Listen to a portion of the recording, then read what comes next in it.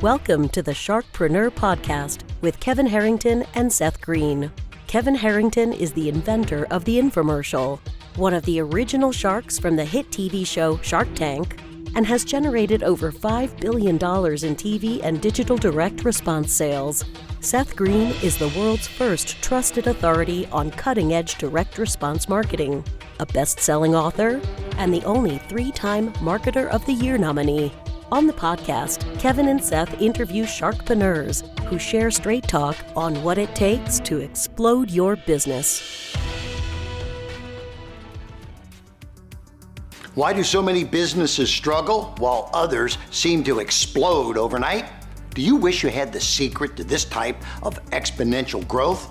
Now, I've scaled more than 20 businesses to over $100 million, and it's not just luck. In my new book with Mark Tim, Mentor to Millions, you'll learn the repeatable framework I use in all my business ventures for massive success. Order at kevinmentor.com and get over $1,000 in bonuses. Head to kevinmentor.com. Welcome to the podcast. This is your host, Seth Greene. Today, I've got the good fortune to be with Adam Kleinberg from tractionco.com. Adam and his partners founded Traction back in 2001 in the spare bedroom of Adam's apartment, which we're going to dive into. Adam, since then, has led Traction into a brand experience consultancy. He is a prolific writer. He has spoken at dozens of industry conferences. He's published over 100 articles, including articles on Ad Age, Adweek, Forbes, Entrepreneur, Mashable, and others. He's been a media post all-star that only 3 digital creatives in the U.S. get every year. Adam, thank you so much for joining us. Thanks for having me. You are welcome. So let's go back in time a little bit. I believe, if I read correctly, you bought a one-way ticket to California after graduating from Cornell. Tell me a little bit more about that story. It's funny. After college, I didn't really know what I wanted to do when I grew up, So I went home in New York. I lived with my mom, and I came out to California and visited some buddies from college, and basically went home, bought a one-way ticket, and flew back out here. I was like, what are they doing? What am I doing at home? I was going to say, well, Ithaca, we're in Buffalo, so you were used to the Western and Central New York snow and weather. Well, it was 96. So I don't know if you remember, there was the blizzard of 96, and we had the worst snow winter ever. So I moved out in March and haven't looked back, and it was a great decision for me, like getting out here right at the beginning of the technology boom and, the creative spirit in Traction. In San Francisco, really, lit a fire under me and drove me to become a designer. And I don't know if I had stayed in New York, if I ever would have gotten into that. And, I'd probably be like a banker or something like that. That's fast. Well, what was your degree from Cornell in? I had an economics major. So banker would have been, that could have been but realistic. I used to paint, I was an artist. And it never really occurred to me that I could make a great living being creative. Well, obviously you've done really well at that. I got to ask one more question about the origin story. You bought a book on Photoshop and declared yourself a web designer in the late 90s. Yeah, that $40 was a better investment than the 40,000 or so that my parents spent on Cornell. I was going to say, well, back in Cornell was a lot more than 40,000, but I understand the analogy. So you obviously had that kind of inspiration, that kind of, I'll do it and figure it out later. I'll learn how to fly the airplane in the air, because you bought a book and then said, poof, I'm a web designer. So how did that kind of entrepreneurial spirit, that kind of ambition turn into Traction? So, in the 90s, late 90s, like 96, 97, was when I bought that book and hung out my shingle, declared myself a web designer. And soon after, I got a starting level job at an agency. And it was a time of rapid growth, like there was the whole .com boom. So between 97 and 2000, I was able to kind of move up quickly, went from one agency to another. And in 2001, when the economy collapsed, me and my friends all got laid off from this job that we had at one of the major agencies. So we kind of looked around at each other and we're like, well, we don't want to go back and start hunting for jobs at another big agency that's going to just lay us off again next time there's a downturn. Let's start our own thing. And, at that point, we were, our primary ingredients were like some talent and, what we called blind fury. It was just a belief that we could do great work. And, we didn't know how to run a business. We didn't know how to do a lot of things, but we believed we could. And that confidence, I think, just kind of opened doors for us. And, we started in the spare bedroom of my apartment. And we did that for like 2 years. And then my wife got pregnant. She threw us out. And we got an office. And within a couple months, like we'd started winning some big clients, Macro Media, which is now acquired by Adobe, SAP, this great winery called Bonnie Doon Vineyards that we won, Webby Awards for the work we did for them. And we were off to the races. And a couple years later, Apple came knocking and we won that too. So how do you get in the door at companies that are like that big? A lot of hustle, a little bit of luck. At that point, I think when it was with Apple, they were looking for a digital agency and they had someone who was keeping tabs on who were the hot little shops. And, back then digital shops were a new thing, 2003, 4, 5. I think we started working with Apple in 2005. We still have them as a client today. So I got to ask, Apple, arguably one of the most valuable companies in the world, probably has teams of hundreds of in-house marketing people. Dumb question. Why would they still be working with an outside agency? I can't comment too much on the current state of the Apple relationship because of confidentiality. But we provide value, and they have gaps and traction in 2019 had a pivot. We had been having a great run from 2001 and, around 2014, we won an Ad Age Small Agency of the Year award. We were growing. And then 2016, we started to see some of our clients taking a lot of work in-house. And, we looked at what are we doing right over here, because this relationship is still growing and still healthy, and that one is. And really in those relationships, we were working more seamlessly with in-house teams. So we made some difficult decisions to let go of some people at that time and pivot and really became this marketing accelerator for in-house teams. And used our partnership with Apple as kind of the model for that, where we enhance and improve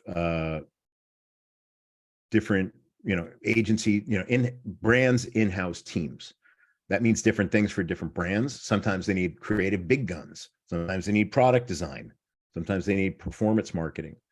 And sometimes they need marketing technology. We can bring in top-notch talent for all these different things because not everyone is full-time. And it allows us, we use this collective consultant heavy model that allows us to bring in incredible talent, right? And reinvest the overhead that we're saving from having a remote office and having a bespoke workforce to better solve client needs. We reinvest that in the talent. Talent gets work done faster. They get work done more collaboratively and with less ego. Clients love it. So we've doubled in size in the past 3 years after an 18-year run to have that kind of turnaround has been amazing.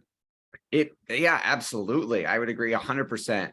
So who's an ideal client for you now? The clients that we help tend to fall into two camps. One are the enterprises of the world, Apple, LinkedIn, GE Healthcare, et cetera. We've worked for a ton of big companies, and we tend to help them in pockets of subject matter expertise. Whether it might be doing a MarTech consulting engagement, which we're doing for um, a, a big company. I'm not Sure, that's fine. liberty, but still confidential, but or other companies that might be kind of like maybe Series B going on Series C startups, right? That, or maybe just a well-funded startup. We just launched a company called Herewith that is a new platform for in-home senior care. And we help them figure out, what was the breakthrough insight that was going to connect the dots between their offering and position the brand, help them develop their first campaign. We're helping them develop their performance marketing function and acquisition of both, customers, clients, patients, as well as talent. So, we're able to kind of come in and act as an agency in that regard, or to come in as a consulting partner to solve specific problems and gaps that larger companies have in their in-house capability. Talk a little bit about your team, because you have your core folks and then the folks you bring in, right? Yeah. And, it's a collective, right? We have an incredible array of talent. We don't really on a day-to-day basis, like distinguish about who's a consultant, who's full-time. Everyone kind of works as a single team. But what it allows us to do is map the particular talent to the particular opportunity. Agencies, sometimes there's such a breadth of work that we can bring in the right subject matter experts to make sure that we got the best person for this opportunity. Another company called Verimatrix approached us. We were helping them with their security company in the content delivery space. They do security for apps and video. And we repositioned them and did a brand campaign. But the CMO then came to me and said, hey, we're launching this SaaS platform and it needs some work. Do you do product design? So we were able to pull in a product designer from our bench with, decades of experience in product design and help them design an award-winning SaaS platform. And some of the talent is unbelievable. Like the head of performance marketing at Traction used to be the VP of marketing at Nordstrom, right? Like Wow. Our, client partner who leads operations was at Lululemon and helped grow them from, 600,000 to $5 billion in revenue. So we've been able to bring in really amazing talent. I say to our clients, everyone always tries to put agency in a box, right? And say, what are you good at? Are you an UX agency? Are you an advertising? Are you branding? And Traction's superpower is creating super powerful teams. We really have a breadth of experience at our core, so we can set those teams up for success. And we have the relationships, for decades of being in the business and constantly growing and evolving and investing and growing that collective to really, bring in incredible talent and the right fit talent for whatever clients need. That makes a lot of sense. You've helped a lot of companies achieve success and achieve success yourself. What's your biggest challenge now? The biggest challenge I think is has been the bumps in the economy, that sometimes impact clients, and then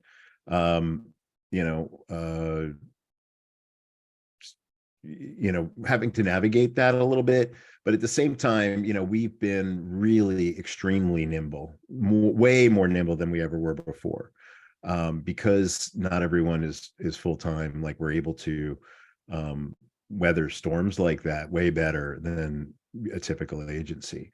When COVID hit, we had already gone remote. We had already, built this model. So we were actually accelerating during that time, and we continue to do that today. Your passion is obvious. What do you like best about what you're doing? I love the people I work with. I love the clients we work with, and I love having a different, problem to solve every day. And the breadth of work that we do, I'm constantly continuing to learn even though my beard is gray. I'm still learning every day. So that for me is a great challenge. For our folks watching and listening who want to learn more about all things Atom and Traction, where should we send them? Our website is at www.tractionco.com. So that's the best place to learn about us. I'm on LinkedIn. My name is Adam Kleinberg. I'm be happy to connect with any of your guests directly. My email is adam@tractionco.com. Well, we greatly appreciate you sharing that. And of course, spending some time with us. We know it's incredibly valuable. Thank everybody. We thank everybody for watching or listening. This has been Seth Greene with Adam Kleinberg from tractionco.com. Adam, thanks again for joining us. Thanks for having me. Do you need money to fund your idea, product, or service? Are you ready to take your business to the next level, but need capital to get it done? Kevin Harrington has heard more than 50,000 pitches and knows how to help you make the perfect pitch to get the funding for your entrepreneurial dream. He's distilled the process down in his perfect pitch cheat sheet, and it's yours for free. Just text PITCH to him right now at 727-888-2100. Text PITCH to 727-888-2100 right now and claim your free perfect pitch cheat sheet. Text PITCH to 727-888-2100 to start funding your dream today. This show has been produced by Market Domination, LLC. To discover how you can have your own show completely done for you and turn it into a real published book and become the authority in your marketplace, go to www.marketdominationllc.com/podcast offer.